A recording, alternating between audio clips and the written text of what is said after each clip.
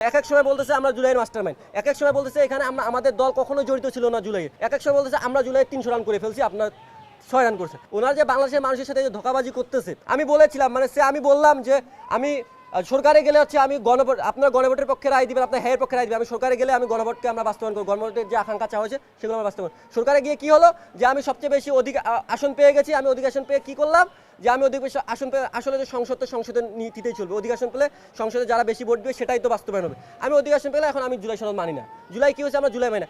এক সময় বলতেছে যে জুলাই আমরা কোনো মাস্টার মাইন্ডে ছিলাম না, এক সময় বলতেছে আমরা জুলাইয়ের মাস্টার মাইন্ড, এক সময় বলতেছে এখানে আমরা আমাদের দল কখনো জড়িত ছিল না জুলাইয়ের, এক সময় বলতেছে আমরা জুলাই 300 রান করে ফেলছি, আপনার 6 রান করছে। আসলে আপনাদের আসলে বলতে চাচ্ছেন কি আপনারা, এটা ওনারা নিজেই জানে না। এবং ওনারা যে বাংলাদেশের মানুষের সাথে যে ধোঁকাবাজি করতেছে, এই যে একটা সবচেয়ে বড় ধোঁকাবাজি এটা হয়েছে। দেখেন আপনারা জুলাই মানে কি বলে নির্বাচনের একটা বিগ ইস্যু ছিল যে যারা গণভোটের পক্ষে প্রচারণা করবে কিংবা যারা গণভোটের হ্যাঁ পক্ষে প্রচারণা করবে তাদের নির্বাচনে জয়ী হওয়ার একটা সম্ভাবনা বেশি ছিল।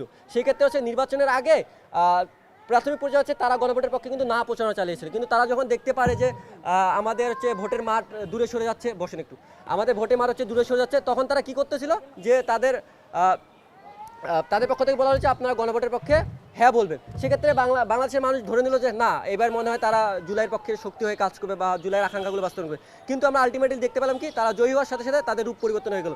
সমস্ত শিক্ষা প্রতিষ্ঠান রাজনৈতিক দলীয়করণ করা হচ্ছে, সমস্ত জায়গায় ক্রিকেটটাকে রাজনৈতিক দলীয়করণ করা হলো, এবং কি প্রশাসনের ঊর্ধ্বতন জায়গাগুলোতে ভিসি নিয়োগের ক্ষেত্রে হচ্ছে সব জায়গায় হচ্ছে নিজের দলীয় লোক বসানো হচ্ছে। আমরা এক্ষেত্রে বলি যে একটা জিনিস বাংলাদেশের মানুষ জানে বুঝে যে যেই দলে ক্ষমতায় যাবে সেই দলে নিজের লোকদেরকে ক্ষমতায় বসাবে তাদের কাজ করার জন্য বা কাজের সুবিধা। হ্যাঁ আমরা মানি যে আপনারা বসান, সমস্যা নেই, কিন্তু যোগ্য ব্যক্তিদেরকে বসান।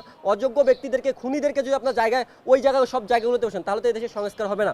আমরা চাই যে আপনারা জুলাই সনদ বাস্তবায়ন করেন, এবং সর্বোপরি আমি একটা কথা আগে বলেছি এখনও বলতেছি, আপনারা যদি জুলাই আন্দোলনে 300 রান করেন এবং শেষে 6 রান যদি আমরা করি, তাহলে আপনাদেরকে এটা বলে রাখি যে আমরা জুলাই সনদে 300 রান করেছি, আপনারা শেষে 6 রান করেন। এবং আমরা তাহমিদ হত্যার বিচারের দাবি চাই। তাহমিদের আম্মু তো সকল ঘটনা আপনাদের সামনে বলেছে। এবং সর্বোপরি আমরা একটা কথা বলি যে আমাদের জন্য রাজপথে নামতে না হয়, রাজপথে যদি আরেকবার নামতে হয় তাহলে আপনারা জানেন যে হাসিনা মাত্র 36 দিনে চলে গেছে।